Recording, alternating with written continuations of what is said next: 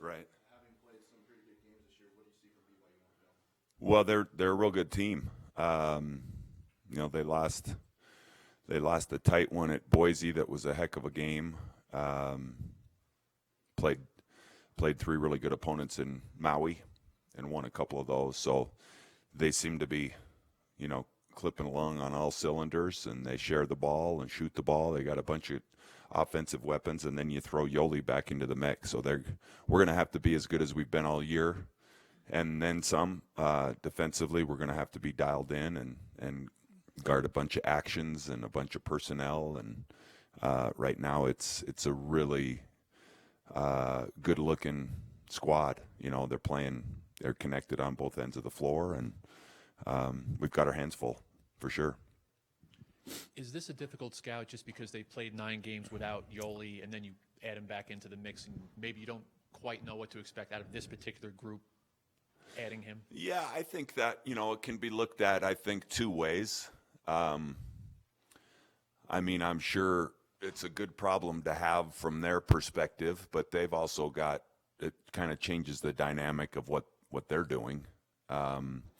So it's certainly an unusual situation at this point in the season to, and Yoli being a senior, we have a pretty good idea what he does and what he's good at, and he's one of the better big men in the country. So, specifically what they're going to do to try to get him the ball, I don't know if there's going to be a lot of secrets to it, and how much they can deviate and, see a different offensive package when he's back in. A lot of what we're looking at, we just try to, put him in there and say, okay, and then Colby Lee's doing a heck of a job for him as well. So just one more high-powered piece to their little chess game here, and there's a little bit of unknown. I think this game has got a certain percentage of it that's going to be scouting report and what it is the team's trying to run, a certain percentage of it that's going to be individual tendencies, and then there's going to be probably a pretty significant portion of the game that's just going to come down to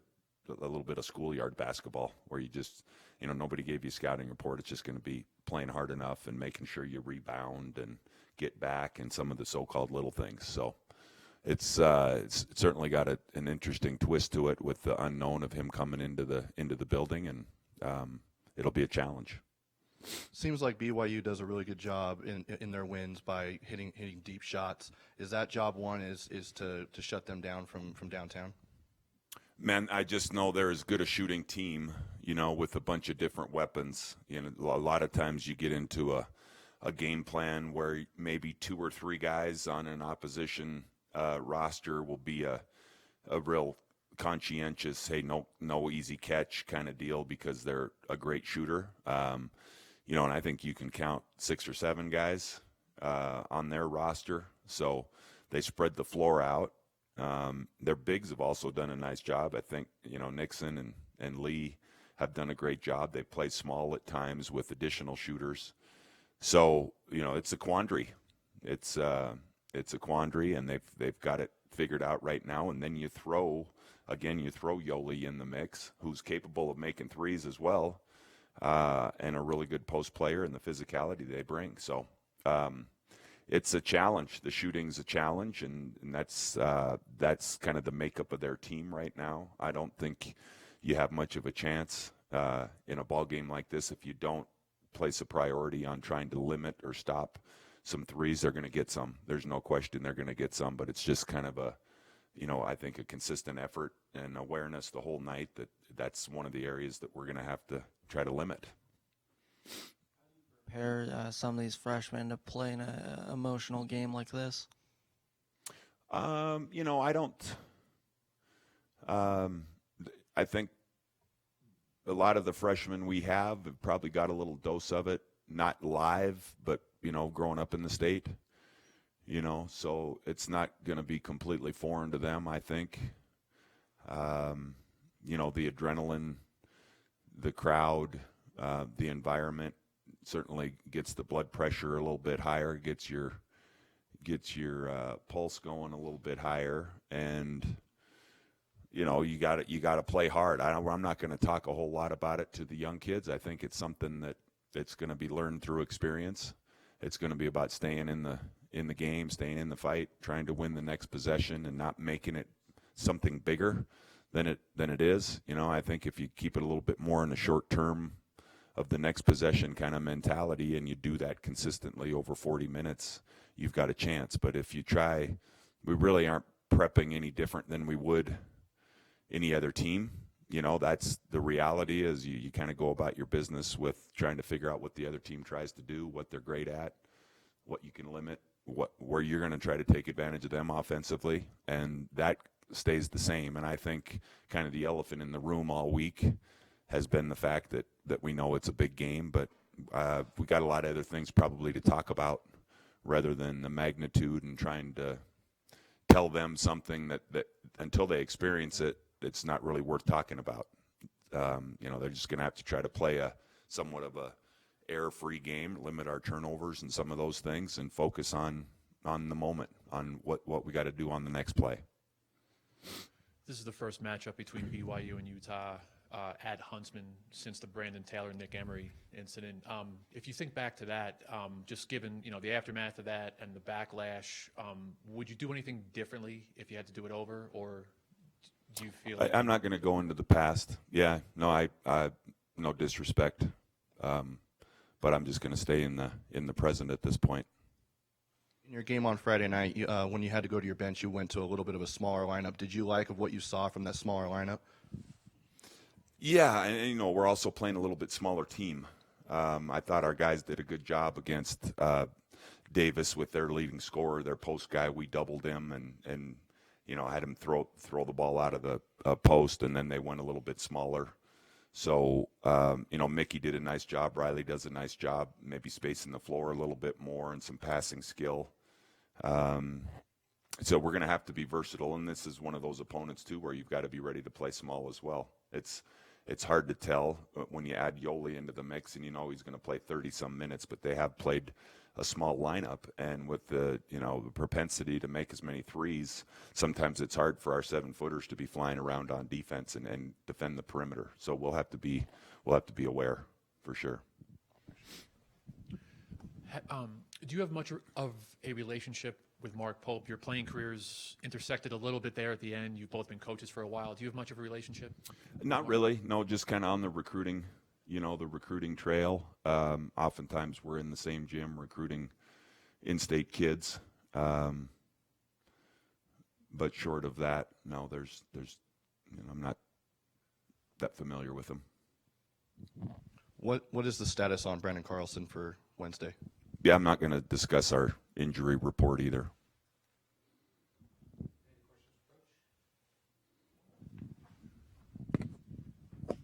Obviously, you're dealing with a young roster, excuse me, and you've been on the road some, and there's been highs and lows so far. Just with such a young roster, how would you kind of gauge the growth here so far through where we are? Yeah.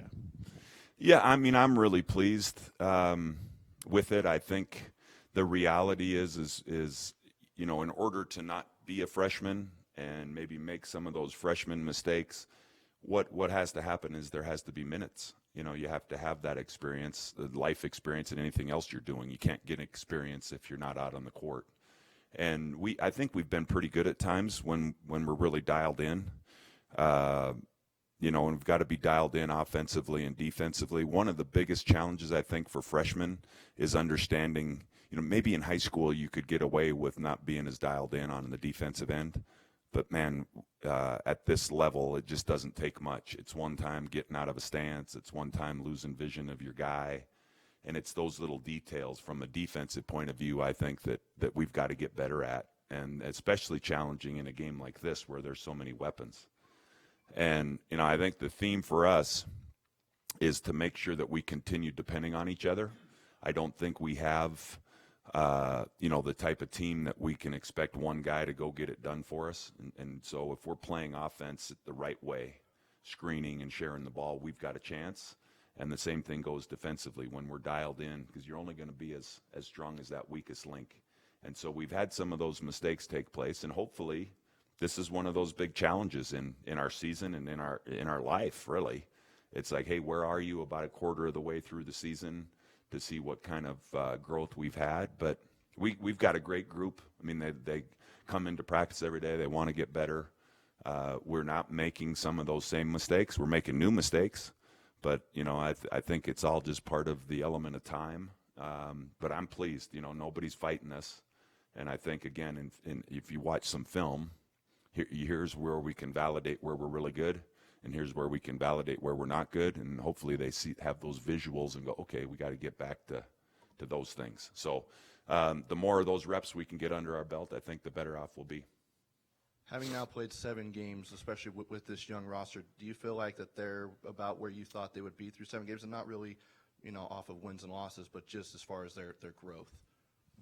Yeah, that question's come up a few times here recently. And I've never really placed like a goal or, hey, how am I going to feel or what do we expect? It's really kind of, to get back to my earlier answer, it's really just like waking up today.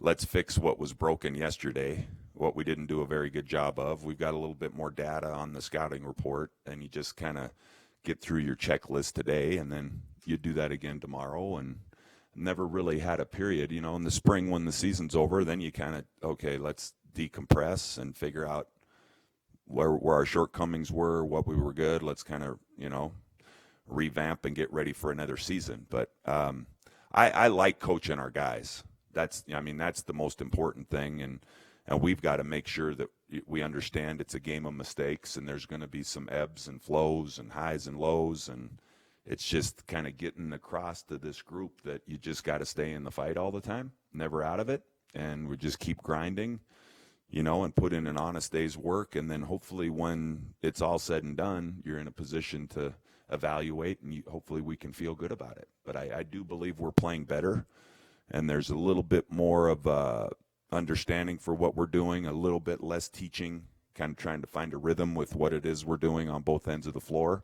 So it seems, from a coaching perspective, it seems like it's a little less taxing, and I think that's the thing for players on any team or organization. The sooner that they can quit thinking about extra things and have kind of a confused, the sooner we can get them comfortable, I think we can even be a little bit more efficient.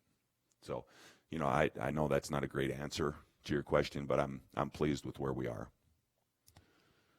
With the rivalry game, how big of a factor do you expect the Huntsman Center fans to be as the game progresses through?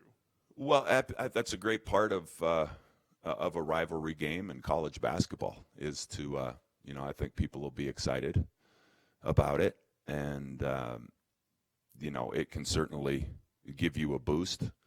At the end of the day, you've got to give the people something to cheer about.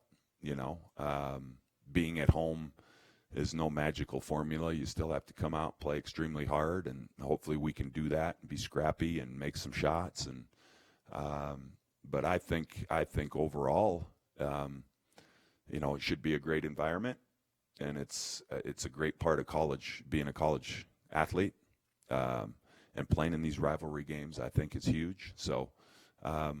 We're looking forward to it, and hopefully the fans do too. It's a little earlier tip-off than normal with the 6 o'clock tip-off, so we'll just have to get started an hour or so earlier than normal. But I anticipate being a lot of energy. Yeah, should be fun. Have you noticed in practice maybe guys have a little more juice getting ready for this game as opposed to other opponents? Obviously, you're not saying much about this rivalry game, but yeah, how are the players reacting? I think again, it's kind of a vibe, and you play enough of these types of games, and you just know that. I don't sense that energy, enthusiasm, and being amped up is going to be an issue. It's hard to coach effort, and I think in a game like this, that the effort typically is going to be there. There's a lot of mental that goes with it, and then it's a fine line. You've got the ball half the time, so you can't be that amped up when you have the ball. You have to make it kind of shift gears. And I use that analogy, with a football team, you send 11 guys out there, and steam can be coming out your ears, and it's like, hey, we got to get a stop, and it's rev it up, and it usually involves some pretty high intensity, and then you send 11 guys out there on offense. You have to be able to kind of flip the switch. And basketball is always a challenge because you've got to be able to do that in a constant flow. So I think we'll be okay energy wise. Let's just make sure that energy doesn't turn into ill-advised play at the offensive end and ill-advised shots and turnovers and things, because it's going to be a big-time challenge if that's the case. We good? Yeah. Okay.